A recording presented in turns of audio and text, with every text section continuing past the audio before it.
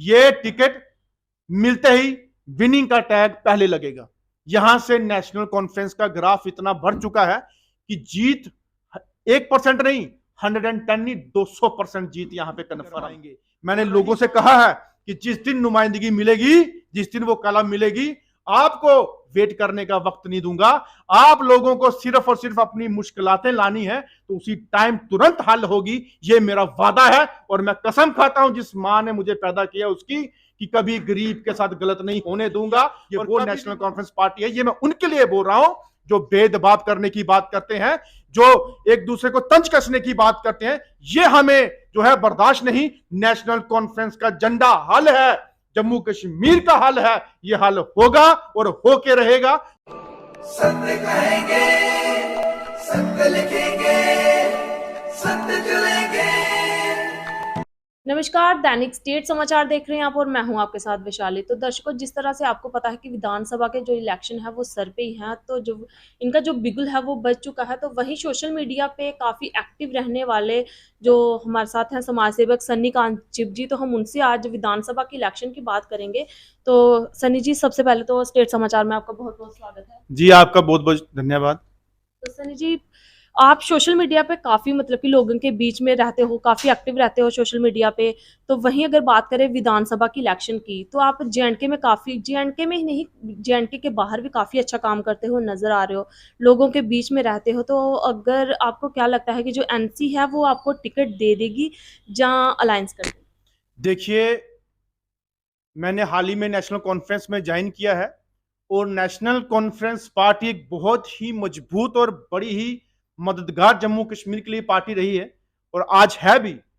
और हम आशा करते हैं कि आने वाली सरकार जो है फुल मेजॉरिटी की जो नेशनल कॉन्फ्रेंस की बनेगी और नेशनल कॉन्फ्रेंस के जो हमारे हाई कमांड के जो नेतागण हैं, जो पार्टी आला अधिकारी हैं, उनके फैसले में क्या रहेगा, किस तरीके से उनका निर्णय, किस तरीके से उनका फैसला रहेगा, उसको हम मोस्ट वेलकम करेंगे। अगर वो अलायंस करते हैं तो उनके फैसले को भी हम मोस्ट वेलकम करते हैं। अगर वो अलायंस नहीं करते, अगर वो नेशनल कॉन्फ्रेंस यहां से लड़ना चाहती है, तब भी उनका हम शुक्रिया अदा करेंगे। और रही बात दावेदारी की, अगर मुझे वो सक्षम समझते होंगे, जैसे कि आरसपुरा के लोग हैं या और भी एरिया के लोग हैं, अगर वो हमें प्यार करते हैं, अगर उनको लगता है कि हम लोग जो हैं आरसपुरा से और भी एरिया में जाके लोगों के मदद, लोगों के काम, लोगों की आवाजें बुलंद करने में अगर हम सक्षम रहे हैं या रहेंगे, तो हो सकता है हमें भी माता रानी की कृपा से कुछ ना कुछ वो दान प्रदान कर दें।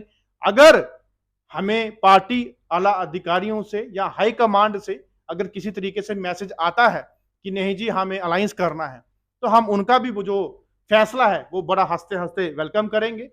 लेकिन हमारे लोगों के अंदर जिस तरीके से उत्साह है, जिस तरीके से अंदर उनके अंदर उमंग है और उनके अंदर काफी डेडिकेशन है कि हमें नौजवान चेहरे चाहिए, हमें वो लोग चाहिए जो हमारे साथ पिछले कई सालों से हमारे साथ काम कर रहे हैं, कई सालों से हमारी आवाजें बुलंद कर रहे हैं, कई सालों से हमारा जो है अधिकार दिलाने की बात कर रहे हैं, कई लोग कई सालों से उनकी मदद कर रहे हैं। वैसे चेहरे लोगों को पसंद है।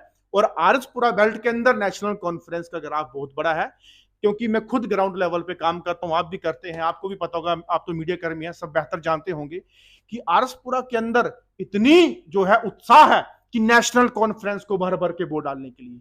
ये मैं खुद सुनता हूं और जहां पे भी मेरी मीटिंग होती है, नेशनल कॉन्फ्रेंस का नाम सुनते ही वो खुशी से जो है वो यही बोलते हैं कि बस अगर नेशनल कॉन्फ्रेंस सरकार आ गई तो जम्मू कश्मीर में बहुत बेहतरी की बात होगी। जम्मू कश्मीर के अंदर हमारे जो रुके हुए काम या लोगों की मुश्किलातें हैं वो पूरा करवाने के लिए सक्षम होंगे। लेकिन एक चीज का मैसेज मैं और देना चाहता हूं, कुछ लोग, सब नहीं, कुछ चंद लोग जो हैं नेशनल कॉन्फ्रेंस को टैग देते हैं कश्मीर का, ये गलत फहमी है आप लोगों की, ये मैं दूर करना चाहता हूं आपसे।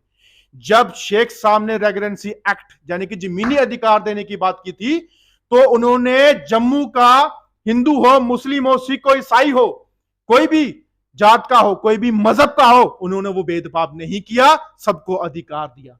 और नेशनल कॉन्फ्रेंस के जब एक्स सीएम उमर अब्दुल्ला साहब रहे, तो उन्होंने 2014 की बात हो, जब सरकार चलाते थे तो दरबारें वो हर हफ्ते करते थे और दरबार पब्लिक करते थे और हर एक पब्लिक दरबार के अंदर हर हिंदू मुस्लिम सिख जम्मू वालों को अधिकार दिया। और जब जम्मू के लीडर जिनको उन्होंने अपने पास कुर्सी पे बिठा के अपने साथ जो है वो खड़ा करके रखा, चाहे वो राजपूत हो, ब्राह्मण हो, चाहे वो कोई भी जात के हो, चाहे वो एससी हो चाहे एसटी हो, तमाम लोगों को अपने साथ शाना बशाना रखा। इन्होंने कोई भेदभाव नहीं किया। ये वो नेशनल कॉन्फ्रेंस पार्टी है। ये मैं उनके लिए बोल रहा हूं जो भेदभाव करने की बात करते हैं, जो एक दूसरे को तंज कसने की बात करते हैं। ये हमें जो है बर्दाश्त नहीं।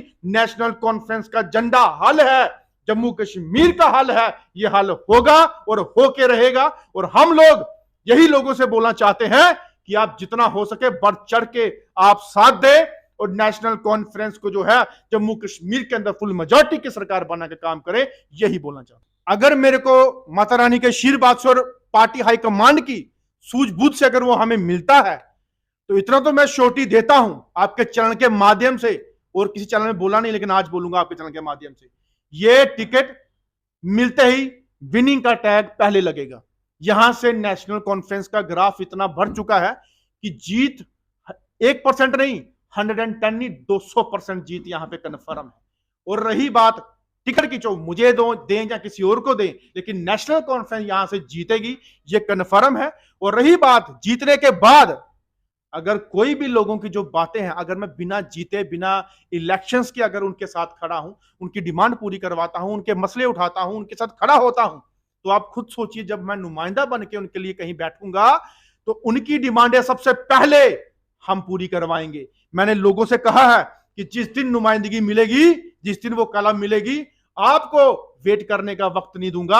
आप लोगों को सिर्फ और सिर्फ अपनी मुश्किलातें लानी है तो उसी टाइम तुरंत हल होगी। ये मेरा वादा है। और मैं कसम खाता हूं जिस मां ने मुझे पैदा किया उसकी, कि कभी गरीब के साथ गलत नहीं होने दूंगा और कभी भी मजलूमों के साथ धक्के नहीं होने दूंगा और कभी भी किसी उन लोगों के साथ जो आज तक इस ऐसी सरकारों से दुखी हैं और परेशान हैं, उनको कभी भी ऐसी महसूस नहीं होने दूंगा कि मैं उनके लिए पराया हूं। मेरे दरवाजे 24 घंटे खुले रहेंगे, मेरा काम उनके लिए 24 घंटे रहेगा।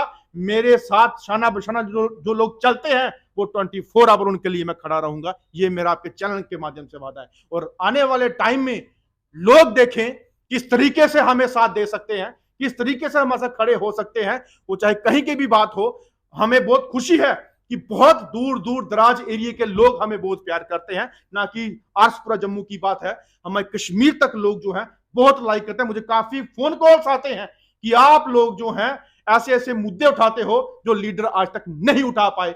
लेकिन मैं अपने आप को खुश नसीब समझता हूं कि इतनी दूर से हमें चाहने वाले लोग हैं। ये मैं बहुत ही धन्यवाद करता हूं, लेकिन उनकी उम्मीद कभी टूटने नहीं दूंगा।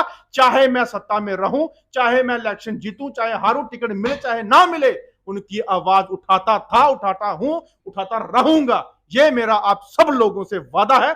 कोई भी लोग, आशा वर्कर, आंगनवाड़ी, एसपीओ, आपके डेली विजर्स, आपके CPW, mid day meal cook हो, चाहे लैंड डोनर्स हो, तमाम लोगों के साथ तब तक बैठा रहूंगा जब तक उनको इंसाफ नहीं मिलेगा। और अपने ग्रामीण क्षेत्र के लोगों के साथ, गरीबों के साथ हमेशा खड़ा रहूंगा। तो दर्शकों, आज हमारे साथ जुड़े हुए थे युवा नेता सन्नी कांत जी, जो गरीबों की आवाज़ हैं और गरीबों के साथ शाना बशाना जुड़े हुए हैं और गरीब भी जो है इनका बहुत साथ दे रहे हैं। जो जिनकी ये मदद करते हैं वो भी इनके साथ जुड़े हुए हैं।